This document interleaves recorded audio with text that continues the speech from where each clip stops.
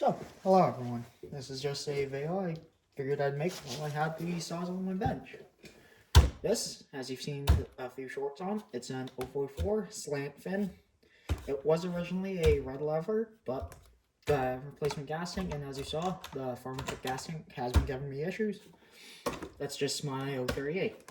It's my personal one, one of my friends, and I got my 046 that I will have to dig out of here at some point to make a video on the full family. But figured I'd make a video on this saw and what I've been having to do with it. This is one of my buddy saws. He's not a logger, he's not professional, so the saw doesn't get ran much. It hasn't run really in a year or so. And part of the reason was, as you can see, this handlebar got pretty severely bent all around. So, giving him all my OEM replacements. This is just an OEM handlebar off of an 046, I believe, or maybe an 044. I think it came off of one of mine. But putting that on, all it's in here, I'm just cleaning everything up, making sure all the hardware is there, recapping some of the holes. Some of the holes in, like that one for the brake band, got stripped out, so I got to replace that. And I re-helicoiled it. As you can see, ran it a bit since then. Just got the handlebar. But the major thing I want to talk about are these gas caps. These gas caps right here, these cheap Farmer Tech ones that come with the Farmer Tech handles, or any of the cheap off-brand handles, leak. And this one's been leaking pretty severely. So what I'm just doing is I'm replacing that with an OEM one. Unfortunately, I couldn't get a screw replacement tank for it, but he doesn't want to spend time money on it because it's not a professional saw. But figured I'd make this quick video just showing off some things I'm working on and just talking over it while I do some more. So it also has been missing a few parts just here and there. Helps if I put the bar on the right way.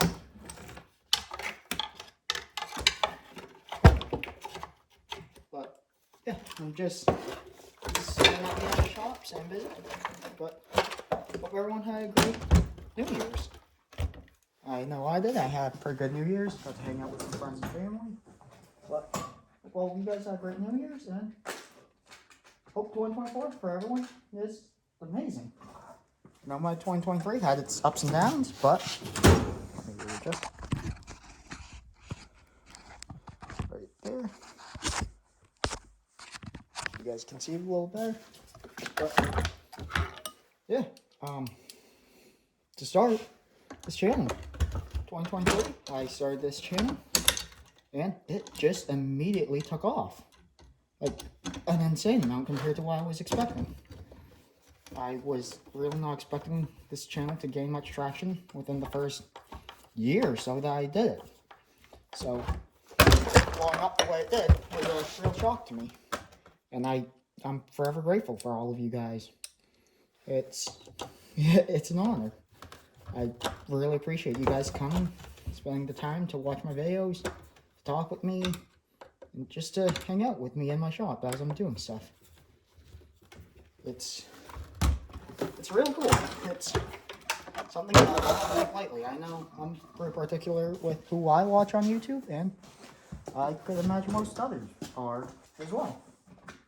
But I again just want to say thank you. You guys are incredible. I never thought this channel would hit 1,000 subscribers within the first couple of months.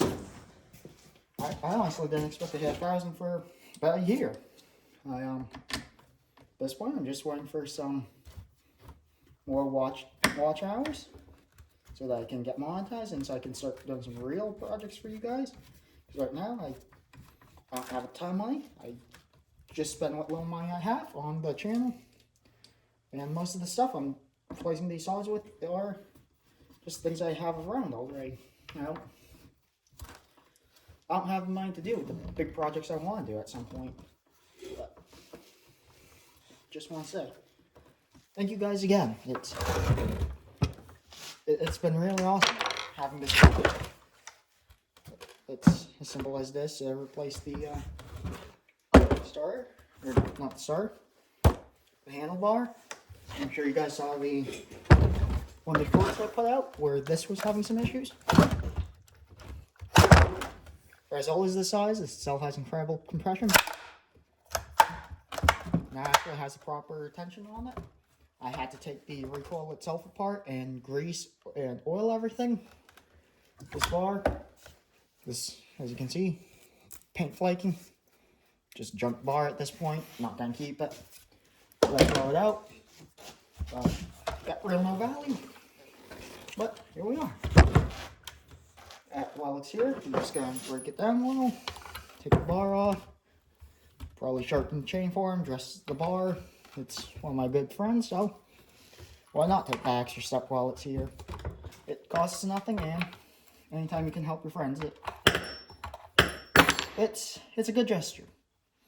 It's what a man should do. Anytime you work on friend's piece of equipment for them, even if they don't ask you to, clean it up a little. Clean it, fix everything. If there's something broken or missing, try your best to replace it. Yeah. As you can see, the inside of it, pretty mungy. Gonna have to take some time, clean it out. The sprocket on it, not the best. I should have a sprocket. Got these two. Stihl OEM. This one's a used one. This one's a brand new one. That's what a used sprocket looks like. And at that point, I throw them out. And I just keep for demonstration. But this is brand new 8-pin sprocket from Stihl OEM. So I'm gonna replace it for them. It's one of those things. Will they even notice? Probably not. But it's what a good friend should do. My trick for getting these off is just patience. You got your little flats, and you just work lily clip off. You hook your end of your screwdriver in one of those little slots, and it just pops right out. Make sure you don't lose any of the parts. Washer, sprocket. This is actually an old 3/8 7-pin from PowerMate, which is an organ sprocket. Which means it's not a non-original one, meaning the sprocket has been changed at some point. And, yeah. Now that, these clutch drums tend to wear out after 2 or 3 sprockets. And sometimes if they're hard like that to get out, just gotta work them. This clutch drum, there's a little bit of a ridge, but that's just from oil buildup. Just gonna clean that out while I'm in here. But yeah, this entire thing's all covered in oil and all sorts of nastiness. And the bearing. This little bearing is your clutch bearing. One of the most neglected pieces inside of your saw. The clutch though, clutch itself looks good.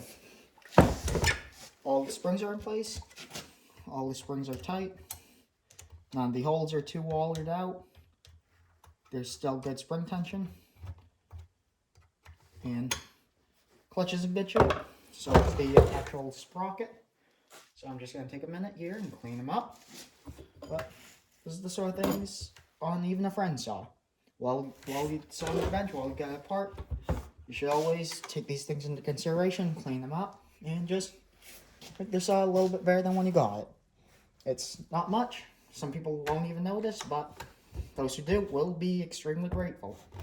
It's just a simple thing that, in my opinion, especially if you're borrowing a piece of equipment, you should always give it back better than you got it. In my case, he gave it to me to fix up. I'm not just going to fix it up, I'm going to clean it out for him and do some other stuff. I'm not going to pour it for him. He wants to keep it stock, and I don't blame him. These are great saw stock. So I'm gonna take the time after I finish the video to take this all apart and really clean it. But just until then, I'll show you what I do. So this is my bar greaser. And just take it, give myself a dollop for grease, and put some grease on the bearing.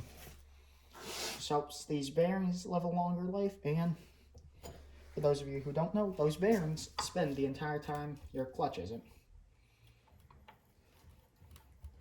And when you put the clutch back on, or in, put it down and spin it. I happen to line it up perfectly, but if you don't, just do that. And spin. And once you hear it clicking, it's in place. Take an 8-pin. At some point I'll have to do a whole video on 7-pin versus 8-pin. Anything above 65, 70 cc's, it really doesn't matter. You can run an 8-pin just as easily as a 7. Your cut speeds are going to be a little bit faster, not hugely different, but enough where when I replace them, I just do it. I have it.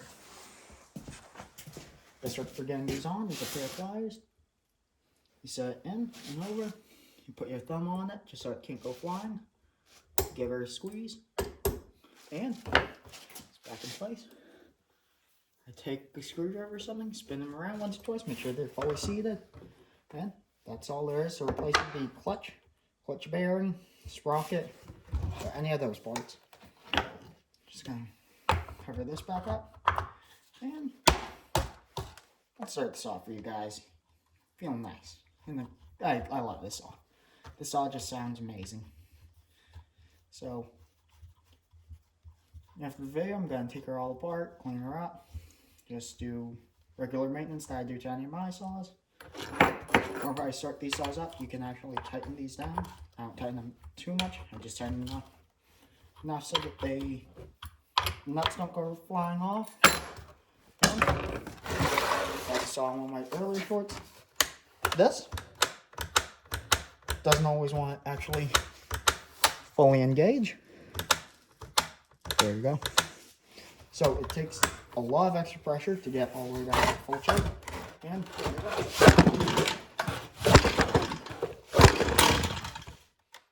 Your top.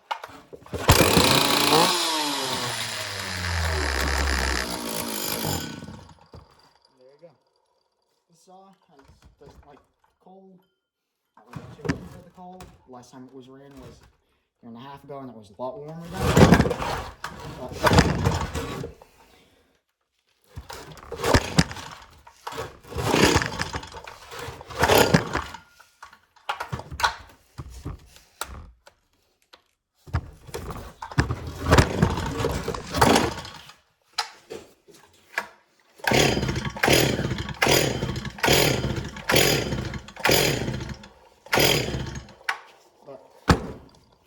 You get the point. The saw is actually, of all the saws I run, it's the most temperamental. It just needs some work done to it. I really need to go through and put in a card kit. Don't have time right now. But you've seen the videos of it starting and it running. It's just a temperamental thing sometimes. Right now what it is I kind of flooded it. The carb, when it's first formed up, if you give it gas too fast, it will flood itself. And I'm inside, I don't want to unflood it because it's going to smoke me out of my shop. The other thing I do, anytime I'm doing bar maintenance, is turn the chain off. As you guys can see, it's a nice sharp chain. Good looking gullet. Looks as though it's been sharpened maybe once, or it might still be factory. But the other thing I look at is the bar itself. This one, my buddy's actually really good about dressing his bars. There's no burr on it. He flips the bars, so the bar's good. But usually what I do is I'll take a file, just pretend this is the file, just right down the edge, knock off the burr, knock it off back there, and on non-steel bars such as the organs. Go over there. The organs have a grease hole right up in here, and I just grease the tips. That's the stuff I do to my saws when I'm working on them. That's the basic maintenance stuff that you gotta do. But thank you guys for watching. I appreciate it, and again, I really can't say thank you enough for the support this year. We're just starting off 2024, and I'm starting at 1,300 subscribers, which is about 100 times more than I figured I'd have. I'm at a loss for words, guys. Really, thank you. It's crazy to me. I'm just a dude out here in my saw shop, getting to par around with some cool saws once in a while, but hey, weird things happen. But I want to say thank you guys again, and thank you for sticking around, watching me play with this, get up and running again, get back to usable, my 038, got my 046 back there, but before I send this back to my buddy, I'm going to take a video of all three of them, just out there idling, maybe get some content done with all three of them before I send it back, but we'll see what I got time for. It's been pretty nasty out. All my content areas are flooded, which that's why I haven't gotten many videos of me cutting out lately. I just can't make it back there. It's too muddy, there's too much crap in the way, and it's just not pretty out there. I'm sorry, but we will prevail. It's been a weird winter so far. We've gotten snow, then rain, then snow again, then rain again. So everything's really soft, spongy, but hey, we'll see what happens, and well, I'll be here in my saw shop, working on saws and doing stuff with friends. But thank you guys so much for watching, and hope you guys have a great New Year's. Thank you.